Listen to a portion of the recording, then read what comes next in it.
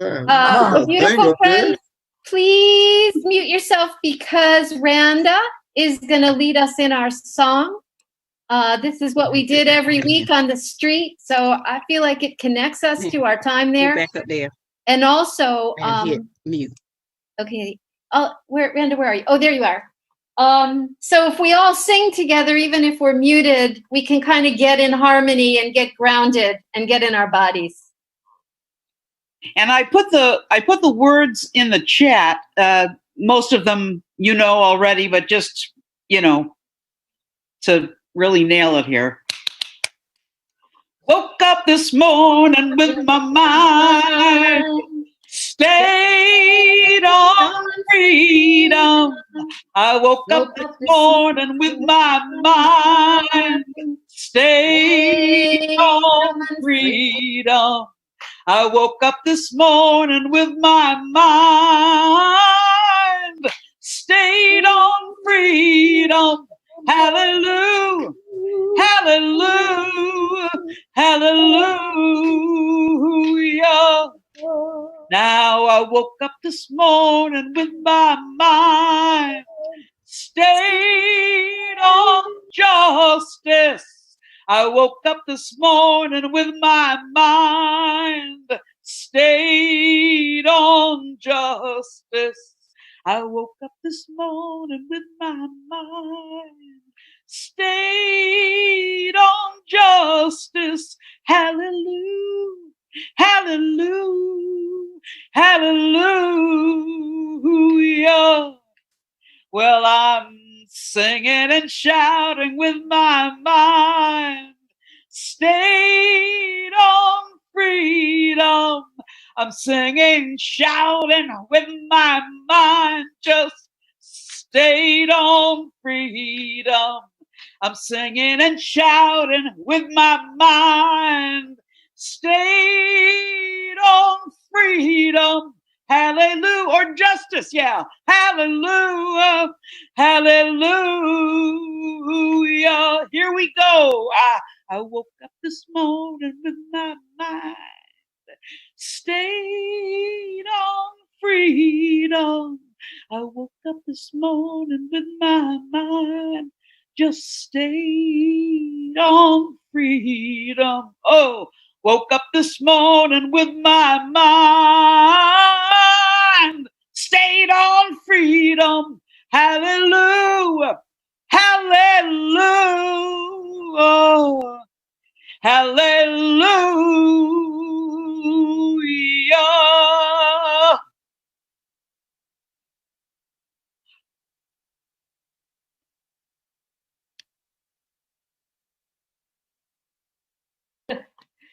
It so moves my heart to see you all and kind of hear you in the in my heart, really. Welcome to Tuesdays with Tillis. This is week number 184. We came together after the inauguration to resist the Trump administration and to speak truth to power, namely Senator Tillis. And we've become a community, and we're exploring ever more deeply what that might mean and what that might call each of us and all of us to do together. I'd like to give a nod to all the scientists and doctors today, Dr. Doyle Graham, and the scientists and science fans that are on the climate crisis team who are wearing costumes today. Their hair is on fire.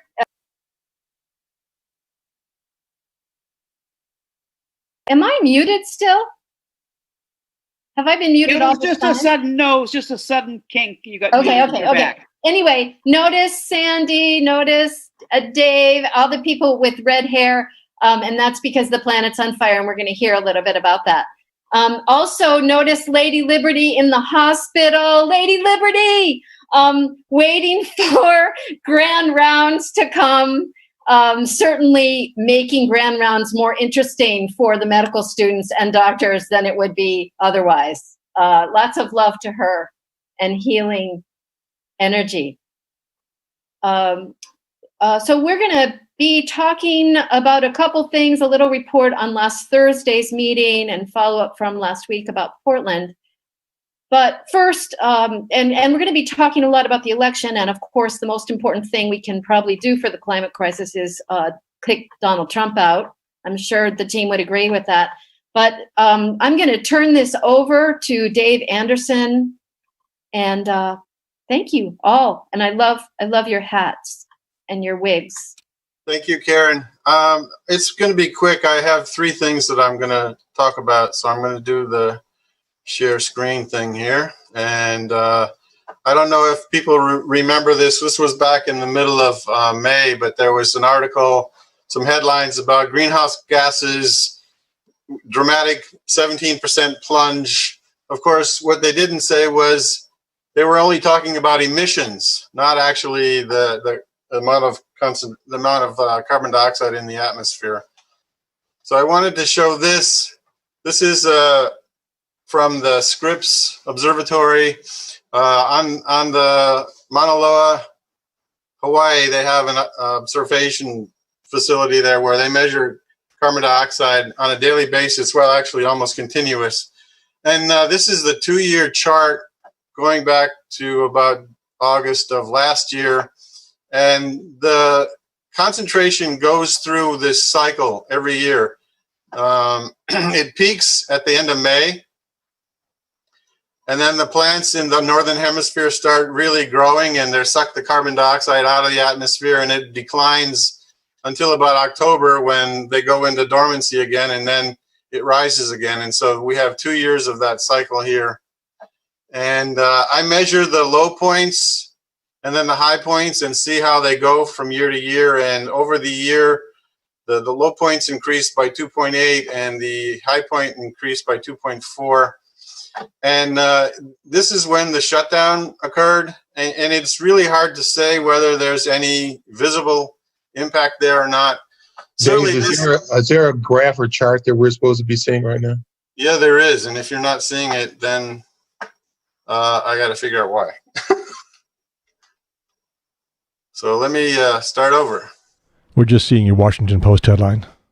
I'm sorry. I want you to see this one next. Do you see this chart? Yes. Okay. Sorry.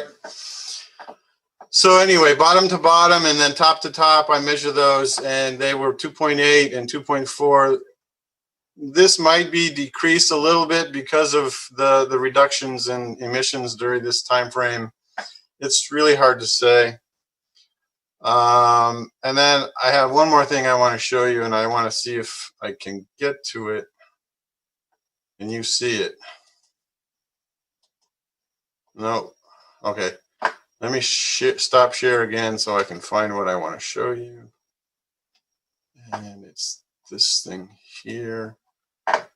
Now I'll go to screen share. And this. Every month, NOAA, do you see this table? Yes. Yes. Okay, every month NOAA sends out an update to what they call the state of the climate.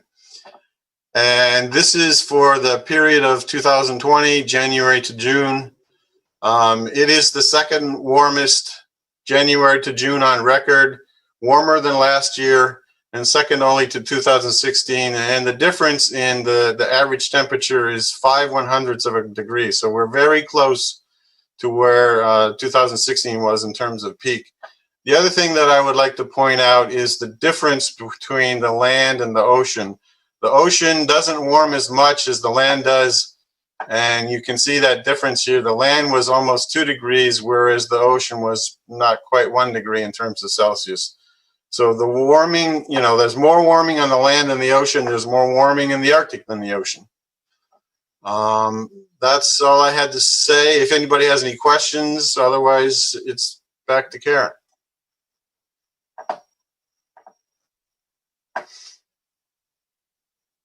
And Karen, Well, what can we do about this? Make sure we vote. Make sure we vote for the right people this fall. That is the biggest impact that we can have in terms of personal actions. I mean, there are many other things you can do, But the biggest is we need to get the people in elected offices all the way from the president on down to the county commissioners to accept this science as fact and to work as diligently and as quickly as we can to decarbonize our economy. So vote, vote, vote. Thank you so much. Thank you so much. Before we open this up, I just want to remind everyone that Gary Pierce of the Triangle Talk Show has been putting us live on Facebook, which is just so great, and also on the Triangle Talk Show. So if at any point you say anything that you don't want to have be public, let us know ahead of time and we can stop that for a while. So this brings us to wanting to talk about, we have a few other things to talk about, but let's talk about voting because most of us hopefully are involved in that in various ways. So announcements and questions right now about voting.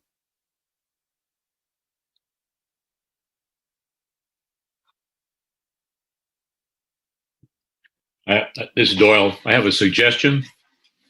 One of the things that is scary, of course, is that Trump is going to slow down the delivery of mail so much that he'll really mess up early voting.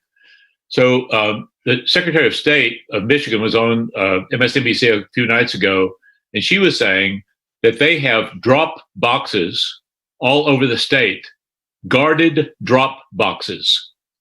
So you put your mail-in vote in there, and that's a way to get past all of the nonsense about mail. You can't disrupt a drop box system. Jeff, go ahead. We don't have those. There are a number of states that have it. Oregon's got them. Even Georgia's getting some of those. We don't have those, but we do have each county board of election offices where those ballots can be brought in before the election, and they also can be dropped off at early voting sites. But you might end up in line that way. But if you take it to the board of elections, you know it gets there, and you don't have to worry about the post office and all of that. And it seems like something that we should kind of be pushing with all of our contacts. Yeah, I agree with that. I'm kind of sold on at least getting an absentee ballot, but we have to stress to everyone that they're going to have to mail it at least 2 weeks before the election. Right. And that you can't bring a ballot on election day, an absentee ballot on election day. I think Jeffrey's point, though, is absolutely ideal. We can all drive to Hillsborough. Yes, or Durham, or yeah, right. Exactly. Thank you, Jeffrey. Yeah, good. Yeah, Susan? This is Becky, and right now the Durham County Board of Elections office has a box of absentee mail-in ballot request forms outside the office, so you can go anytime, day or night, to pick them up. Oh, that's great. Okay, thanks. Good. And you can also fill it out, and they have a box so you can drop it in right there. This is the absentee ballot request form. Okay, Susan? Where is this? I think the address is on Main Street, but it's across the street from the First Presbyterian Church. If you're going north on Durham Road, in Durham. If you're going north on Roxborough Road, near the old courthouse on the left. You can look online for the address. The Board of Elections is right near there too. Yeah, it is at the Board of Elections. Yeah, okay. Karen, I just posted in the chat the link to the Wake County Board of Elections website. Okay. And there's information there about who can drop it off, where you drop it off, where you can deliver it in. It doesn't mention anything about the early voting sites, though. So I don't know how do we find that? Early voting will start October 15th, I believe. Susan, and then Cecil, and then Vicki. Yeah, I have a wild theory, and I know it's a little bit of a waste of time and air to say this. I haven't heard this, but I was listening to the Axios interview this morning with Trump and this constant thing about mail-in voting, versus, I don't know, out of state, how he distinguishes them. There's no distinction. But that the Democrats and everyone supporting getting him out of office is pushing mail-in voting for safety reasons and because it's our right and things like that.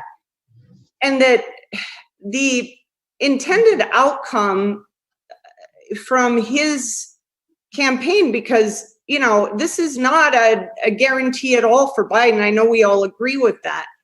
But the intended outcome is if the people who vote for Biden or against Trump, mail in their ballots, they're going to have to be counted.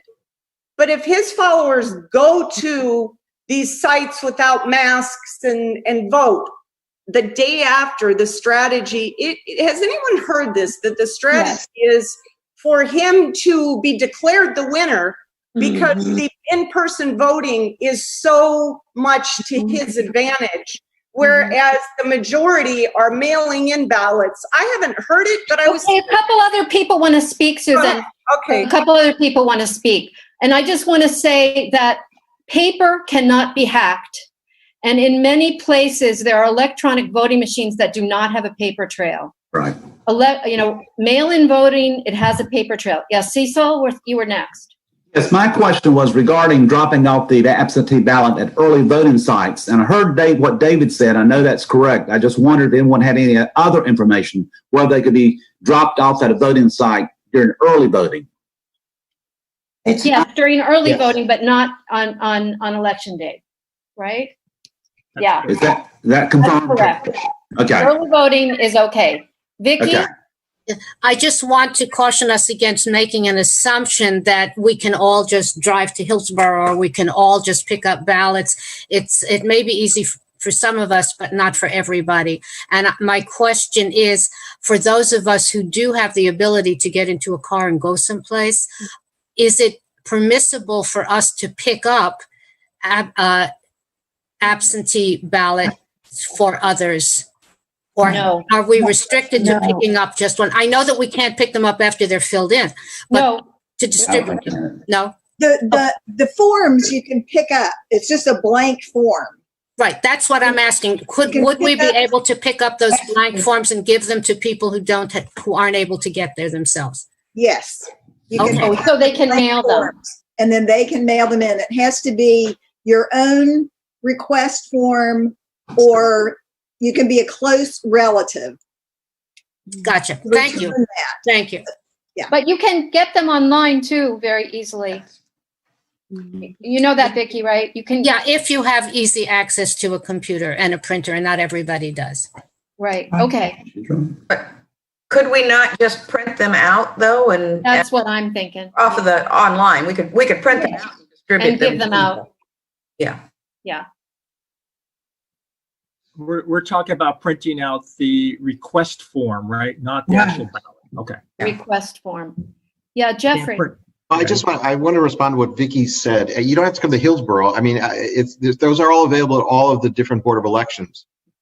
So the Wake County, Chatham County, all those counties should have those. But you're right. I think the easiest thing to do is if you can print them. Right. Yeah, Lynn.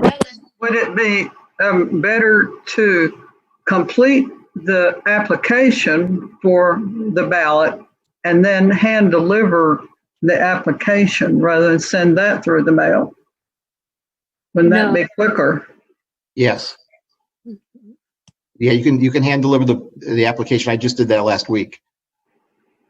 And again, they according to the North Carolina Board of Elections, every county should allow you to drop off that directly, and actually eventually the ballot as well to the County Board of Elections. Thank you, Jeffrey. I have a friend who is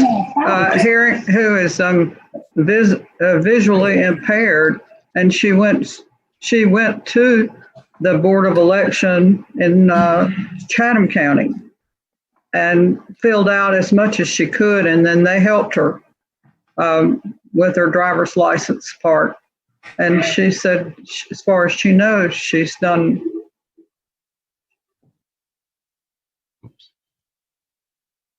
Thank you. Darlene. I thought somebody said last week that we could call the Board of Elections and they would confirm that they had received our application. That's correct. That's correct. So you could call your county Board of Elections and they can confirm they've received it.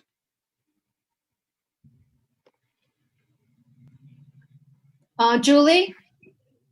You can also go online and it'll give you your whole record for, like, I've gone to look at mine for every year that I've sent in for an absentee ballot. So you can also log in and it'll have a complete record. Yeah, but not whether, so this year when they changed the rules around absentee ballots, they made it so that you not be able to see online if your absentee ballot request has been received. So the only way to know that it's been received is to call them. And that was done on purpose to try and protect your privacy, because everyone would be scouring those records. That was the fear, and knowing whether you're doing an absentee ballot or not. So absentee ballots you cannot see online will not say that they've actually received it, unfortunately. Thank you. Mike Eisenberg. Yeah, I just called this morning because I hadn't heard anything from them. And it was a short process, a short hold, but they did say they received mine, so that was good news. And I have one other comment that's, it's not a comment, it's I guess it's a comment. Outside of this topic, it'll take a second. Over the weekend, I get updates from PBS on what's showing, and I posted a link to this. They had, based on John Lewis' memory and so fresh in our mind, they posted an American Experience, and I sent the link in the chat, to a show called Freedom Riders. And these people were incredible. So it's there. It's about 1 hour and 45 minutes if you're interested in watching. Yeah, great. Also, if you have Amazon Prime, you can see the movie about John Lewis called Good Trouble. Lynn Shapiro. Hi. It's only capturing a few people, but I carry around the absentee ballot request and some envelopes with the address on it.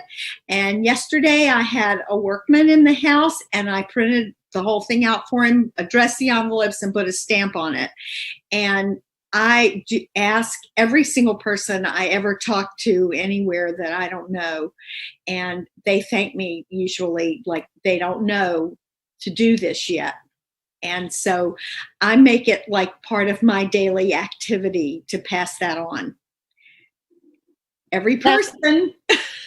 That's so wonderful. And that's what Vicki was getting at, that we could get a whole lot of those forms and to hand them out with the envelope is a great idea.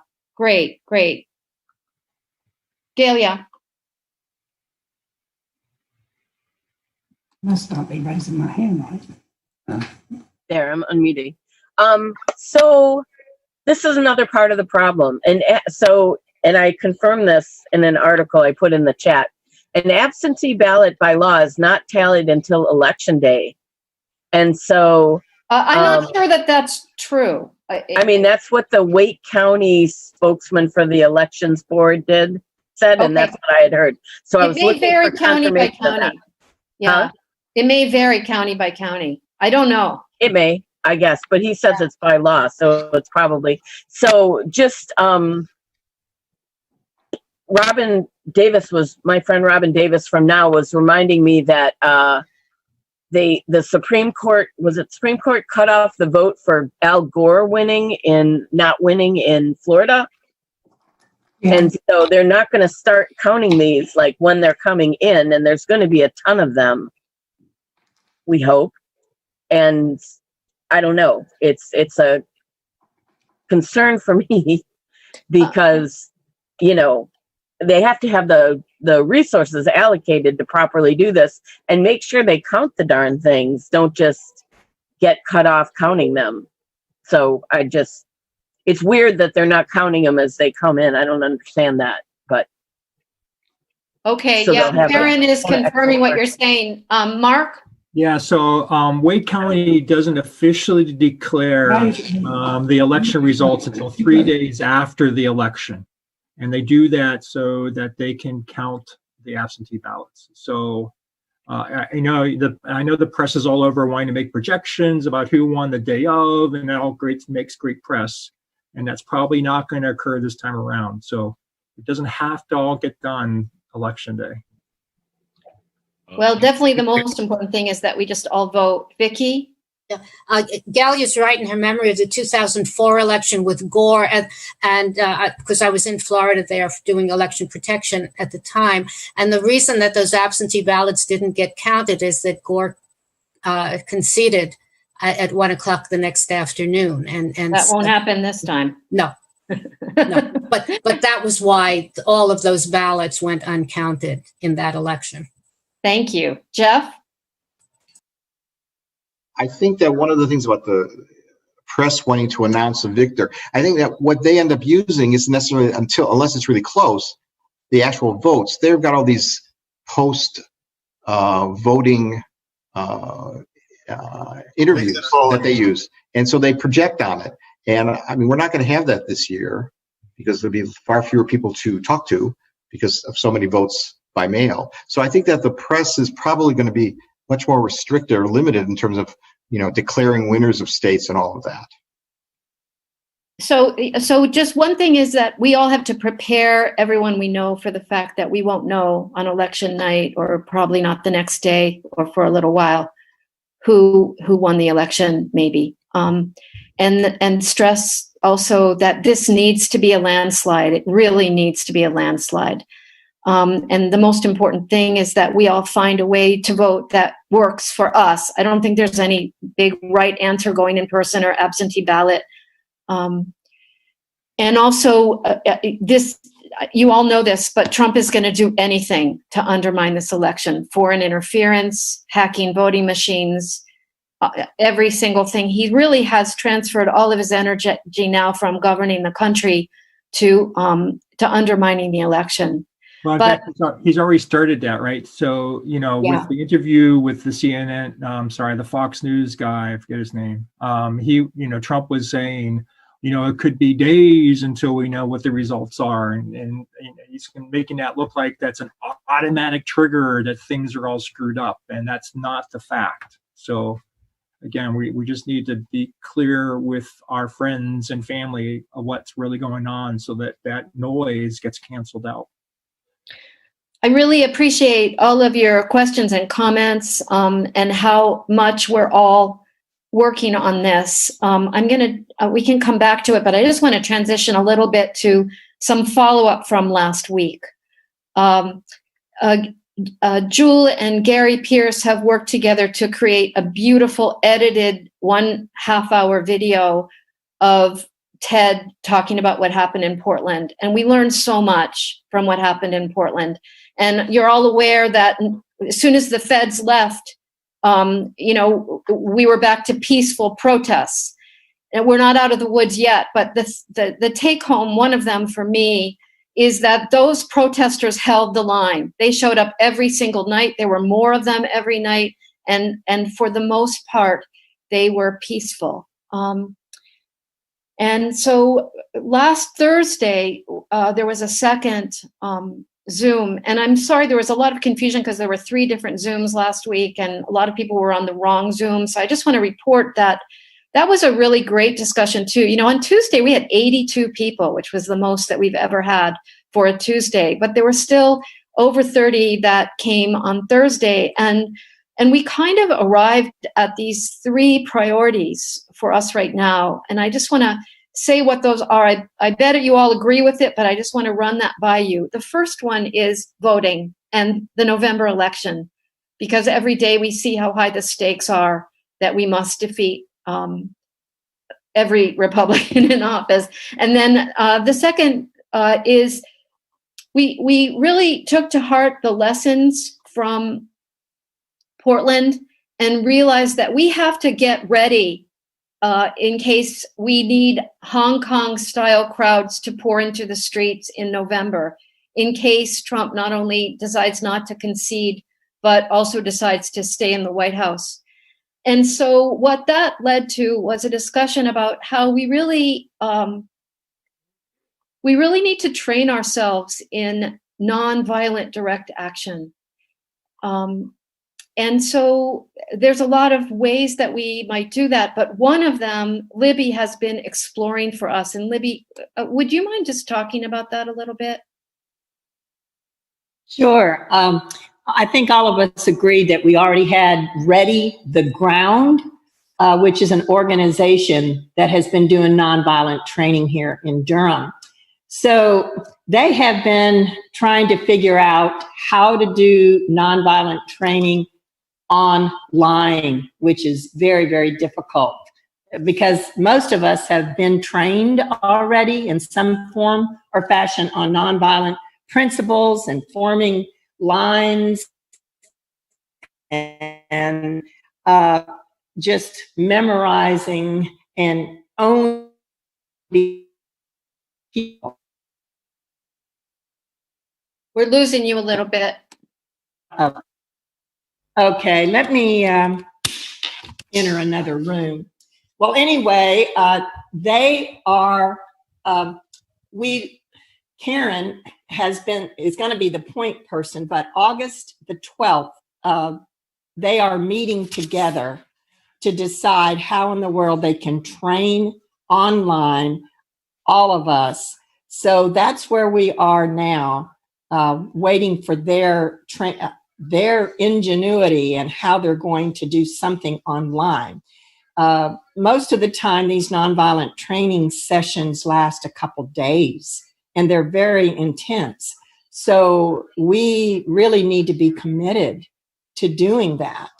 And so we'll wait till then, but in the meantime, and I think, Karen, you can speak to this, some of you have already read Kazu Haga's book, Kazu Haga's book, Healing Resistance.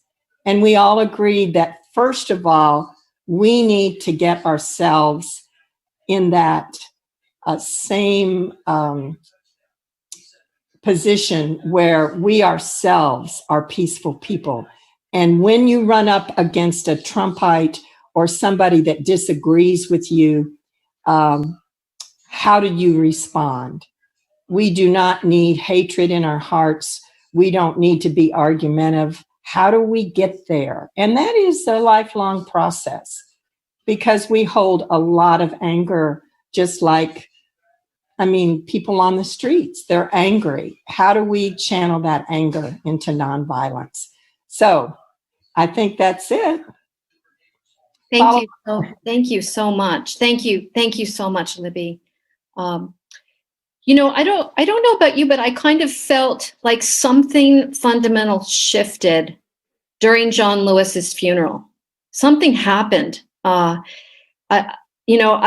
talked to so many people who just sat in their living room and cried through that funeral, watching President Obama and realizing what having a real president, remembering what that was like. And I think that as Reverend Lawson spoke, and each person spoke and really evoked what kind of person John Lewis was and how he lived his life, I just felt something within me and around me shift. And so we're in this really complex situation. A lot of very young people out there on the street who we need and who are wonderful. And also those of us who are older, who might be more seasoned and may be able to talk a young person, for example, into not jumping on a car, which will get him arrested for being a felon. And we don't want that to happen to the young people. So I feel like if there are, and I hope there aren't, I hope it doesn't come to this, but if there are 100,000 people on the street, we can be a real, I think, force of peace. And so the second thing that we came to last Thursday was really preparing ourselves for that. Preparing, and I think these discussions are going on all over, preparing ourselves for what might happen if Trump doesn't concede and leave. Does all that make sense?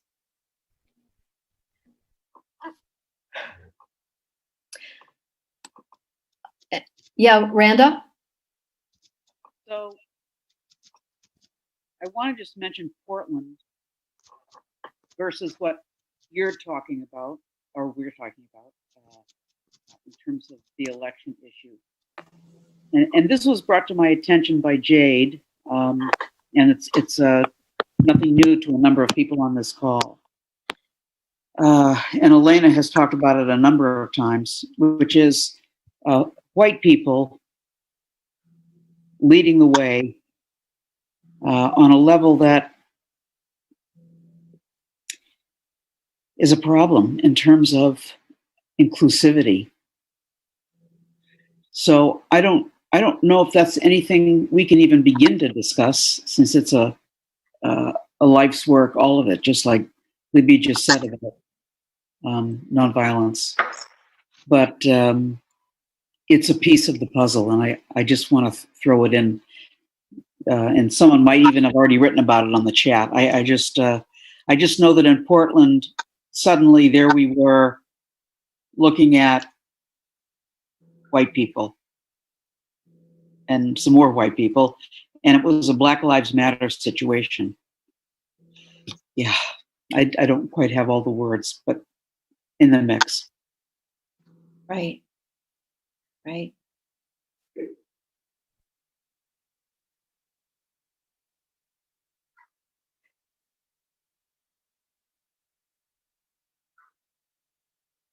Libby,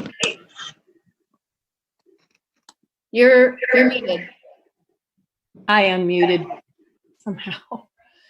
I agree so much with Randa's comments, and Elena, I think you have been so good about pointing that out.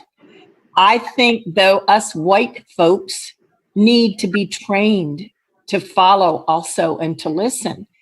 Until we get our own hearts right and until we refresh what we've learned, we will follow.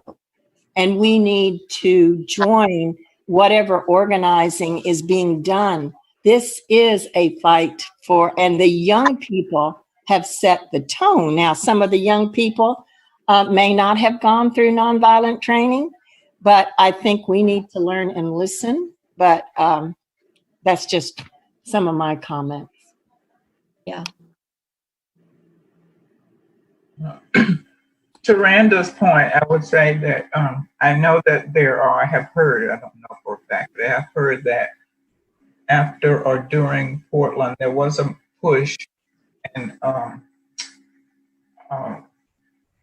call for people to redirect, refocus their energies to what started all this. Because in Portland, it was getting away from the Black Lives Matter issue and became an issue about the moms and the veterans and the so-called secret police and everything else but Black Lives Matter. So there has been an effort to try and get people, or to make people realize that we're getting off the topic. And I happened to be listening to NPR, I think it was the day after we had our first Thursday meeting talking about Portland. And they interviewed one of the moms who was a Portland mom in that group. And I don't remember everything she said, but couple of things that she said did stick with me. And one of them was they listened to the leaders of the Portland rallies and do what's asked by the Portland rally leaders. And I guess it's easy enough to figure out who they are, so you're not getting different information from different people. And she said if they say they need a busload of moms, they only get a busload of moms. If they need 10 busloads of moms, that's what they get. They give them whatever they, and then she said, if they ask us to leave or not come, we leave or don't go. So that's the way they have been able to manage it and make sure that it doesn't get out of control. And the last thing I would say is that this infusion of the so-called secret police is probably just another distraction more than it is supposed to do anything, because we know that that's what stupid in the White House's game is. Thank you so much.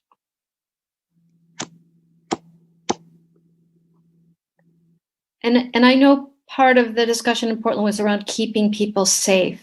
That some of the Black women felt that the white women were not keeping them safe.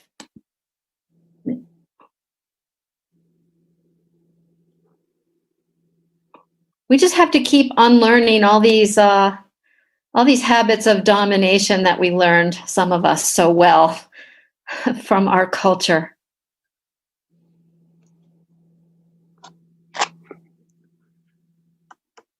Yeah, Lib. So, illustrating what you just said and being white, I was wondering what it would be like to have a vigil at a certain time of day, every day, where we took the knee. And for 8 minutes and 46 seconds. But I'm white. I'm made that suggestion. I have no idea whether that, I know there's a group on this call, I think, that goes in their driveway and holds signs every day or every week. So just sort of, in terms of communication and nonviolent communication with people of color, I value your judgment on this initiative. Karen, when I... Okay, Galia. Yeah. I mean, I know there were some issues with it, but I do think that the visuals of the Wall of Moms and the veterans made a huge difference in public opinion and helped make him go away. Yeah. So, I mean, the support for the protesters was, I do think it made a huge difference. So I know there were some problems with people not feeling like they were there for they weren't willing to get arrested, some of them, but they did also suffer abuse and make a difference in that fight. Yeah. So, and thank goodness, and give people pride,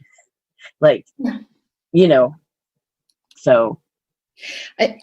Thank you. Yeah. I think if you've been paying attention to stuff like the Women's March, when you have a lot of different people coming together, we're always it's going to be messy, and that's good. And we just have to keep listening to each other and doing our own inner work. So that's good. So anyway, I wanted to also say that we need to not lose track of the fact that the eviction moratorium nationally is about to expire. That's my understanding. And that we need to really look at that in terms of our individual counties, what's happening with eviction, what's happening with utility shutoffs. And as you know, the Republican Senate is still dithering around. They just can't legislate themselves out of a paper bag. And it's become clear that passing the HEROES Act is urgent. And I don't know what will happen. In a normal administration, the president would be negotiating directly with the Speaker of the House. And we need to just keep noticing how incredibly abnormal it is that the president will not, he's on the golf course, so how he can negotiate with anyone. So continuing to pressure our senators and McConnell, Moscow Mitch, is really important right now because we have millions, tens of millions of Americans that are about to just be homeless and hungry and desperate. So, if they're evicted, they won't be able to vote. That's the thing. That's the thing. That's a problem for so many reasons. Yeah, Cecil. What was the third area of agreement that you're talking about? Voting and mass demonstration. There was a third. So voting and nonviolent training individually and collectively, nonviolence, direct action, the kind of thing that that John Lewis did so many times.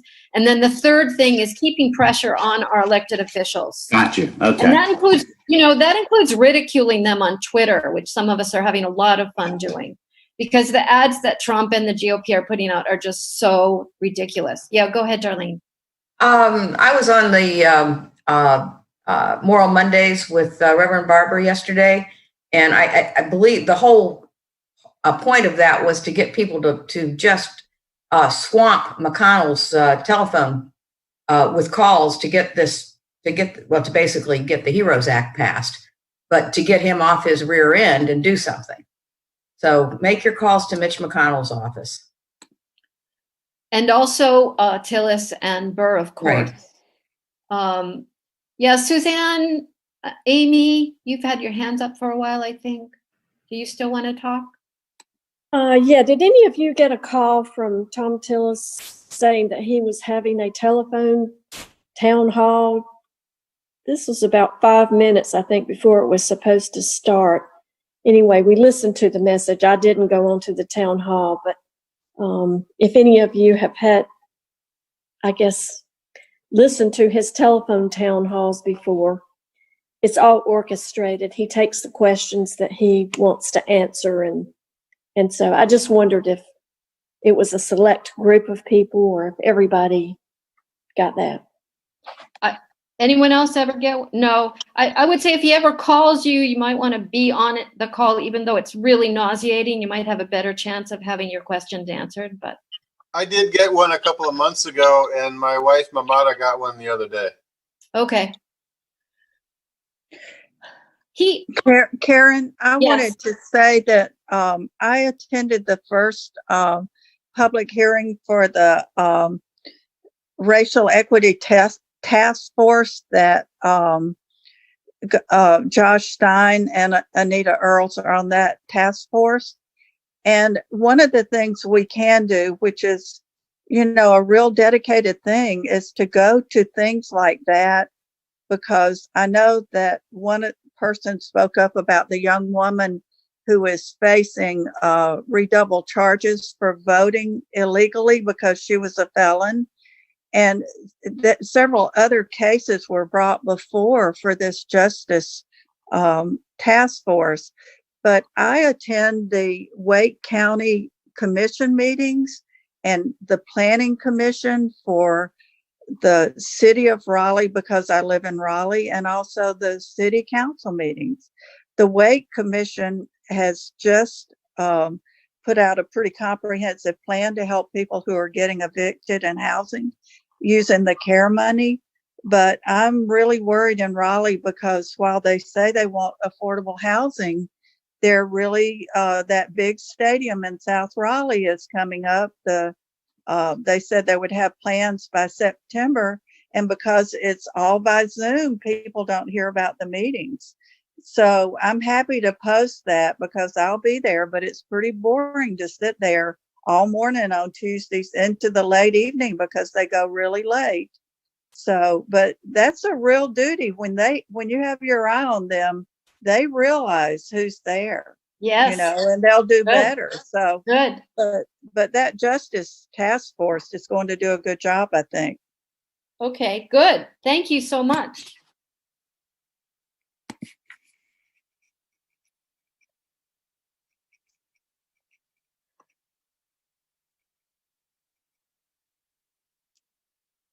Anybody else have any comments or questions? Yeah, Karen, it's Mark. I mentioned this at the start of the meeting. So I don't know how we do this, but I'm thinking that there are going to be long lines during early voting and voting election day. And I don't know if we can build a coalition with some of our peer groups, but how could we provide some support? So, maybe provide water for people standing in lines, because I think they're going to get pretty long. And it's going to take a while for people to get through the voting process because of COVID and distancing and et cetera. So, I think we need to start brainstorming how we're going to support the elections, just from the people that are going to be standing there waiting. And I just don't want people to get disenfranchised because they're standing there for an hour or 2 or 3, I don't know, right? Like they did up in Michigan. So we need to make sure that if we can coordinate something, that we're getting that planning going. I think a really good way to do that is through our individual precincts, because they're already signing people up to, always have somebody there. And so to offer other kinds of support might be best done through the precinct. But also remember vote protectors. Democracy NC does vote protectors. Yeah, Bessie. I would just like to circle back to what Galileo said about the protesters making a difference in the street. And the lady I was talking about who was interviewed on NPR, she did say that she felt like what they were doing made a huge difference because they approached it from the vantage point of they were there to take care of people just as they would any other child that was in trouble, not necessarily their own, but any child who was in trouble, falling off a bike or, in a swimming pool and not able to swim. That's the way she approached it and felt like she was there as a protector and that she was willing to do whatever she needed to do, even take out her life if necessary, because it was that important. So it absolutely made a difference. And I probably would just cry now if I could hear her after the success of what they did. It made them leave. So just to reinforce what Galia said, that she thinks it made a difference. According to this lady, it absolutely made a difference. Thank you. Thank you so much for that. One thing that we haven't mentioned that I just want to bring to the surface is that all of Trump's successful attempts to divide people and to get people to turn on other people really serve Vladimir Putin very well. The virus being so out of control that it's destroying our economy serves Vladimir Putin. Every single foreign policy decision, and I'm just amazed that the GOP Senate has failed to. What is that about? Yeah, Pat. The other thing that serves Vladimir Putin is the withdrawal of 12,000 U.S. troops from Germany. Yeah, indicates it's a slap in the face to our ally, whom Trump has alienated. It involves a reduction of our commitment to NATO, and it's exactly what Putin wants. Yeah, and lately when I call Senator Burr's office, I keep harping on that. Yeah, a lot of things to harp on with these people. So if I may mention one other thing for the protests in Portland, Ayelet was saying on, Facebook with some other friends of mine, like basically when she goes to stuff, she thinks about the visuals. And so when she's going to speak at an event, she's dressed nice with her, pearls and stuff. So she looks like a middle-aged mom, so that if anybody would arrest her or hurt her, it would look bad for them. And that's kind of the thing with the wall of moms being there, is like you're attacking middle-aged women that are, just there to protect. And it looks bad for Trump.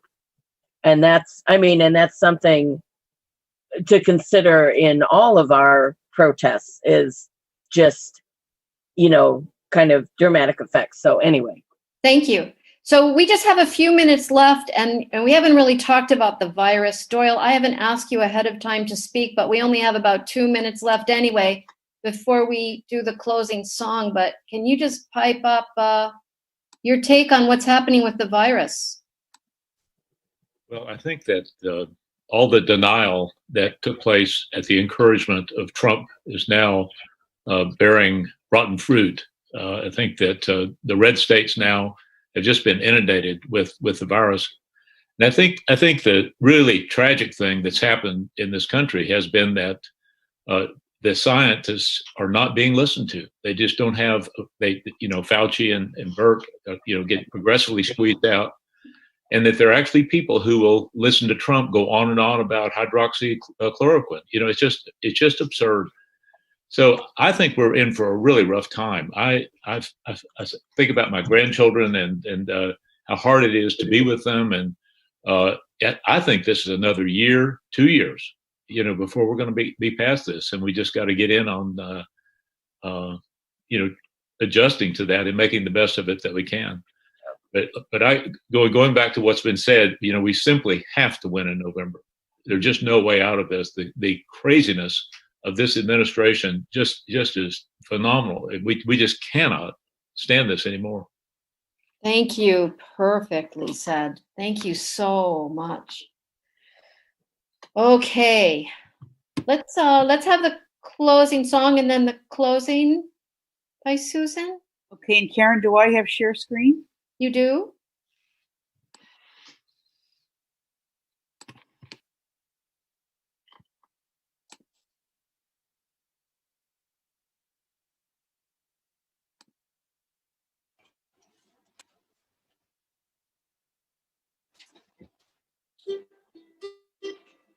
We sure hope we'll vote. Hey, Karen, it doesn't look like I do.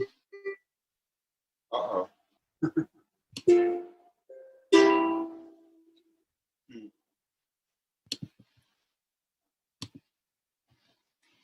Okay, there we go. Oh. Thank you, Randa.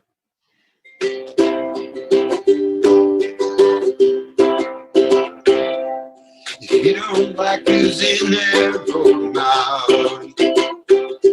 That's what election day is all about. Yeah, the superpower we got is called a ballot box. If you don't like who's in there, vote them out. Vote them out. Vote them out. When they're gone, singing, dance, and shout.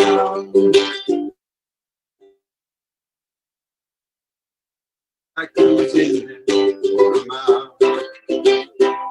420 never mattered quite like this. The Senate is a swamp that serves a graft.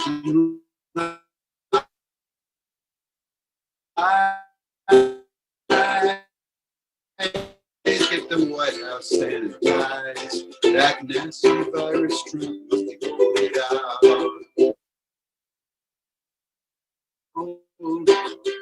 Yeah, when they're gone, we'll sing and dance. The great ones sing, and they'll find us hope again. If you don't like who's in there, vote them out.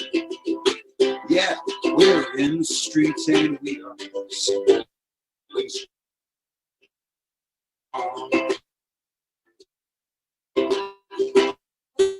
Putin and Trump are boyfriends much too long. Restore the law. Lift up our cries of truth and vote them out. Vote them out. Yeah, vote them out. I want to hold your hand. Yeah, we'll twist and shout. We'll bring some great ones in. Yeah, they'll find us again. If you don't like who's in there, vote them out. If you don't like who's in there,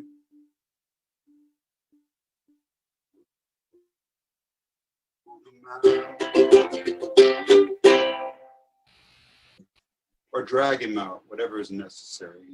I'd be happy to go with anyone to Washington to drag him out of the White House on January 20th. But voting would be the preferable method.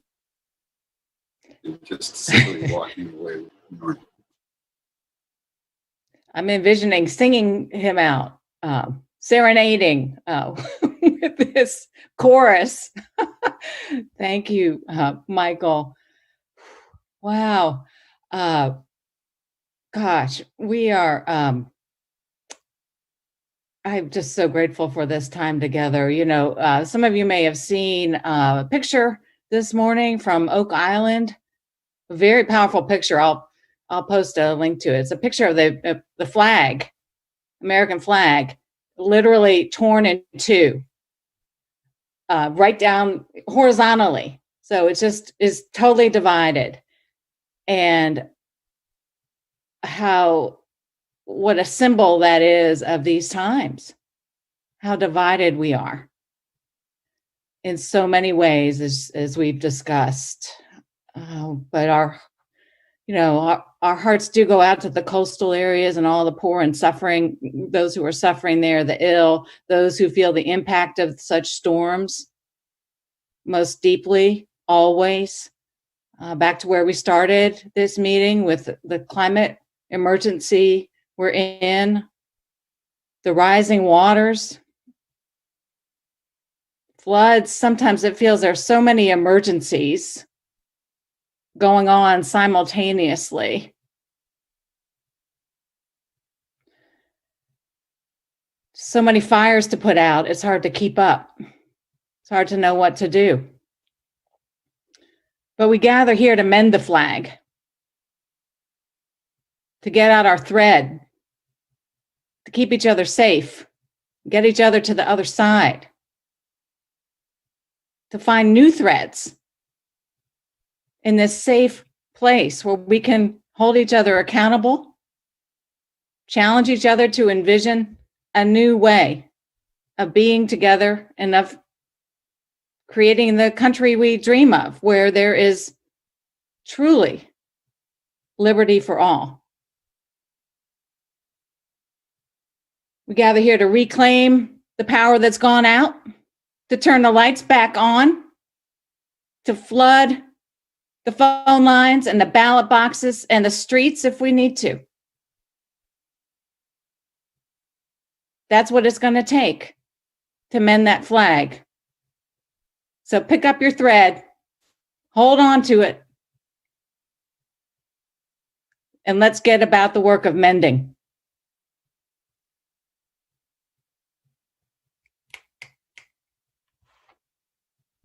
Pick up your thread of justice and freedom, and let's get to it. And as you hold your thread, unmute yourself. Everybody unmute.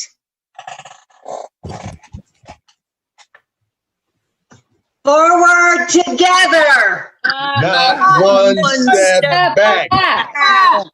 Forward together.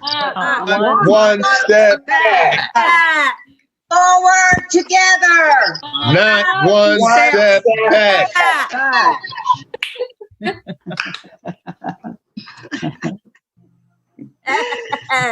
Nice shirt, Lib.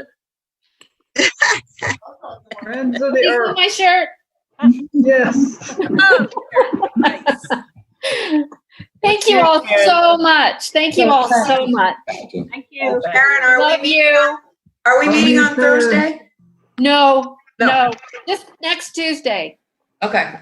Yeah. I'm leaving. Okay. Bye, everyone. Come back.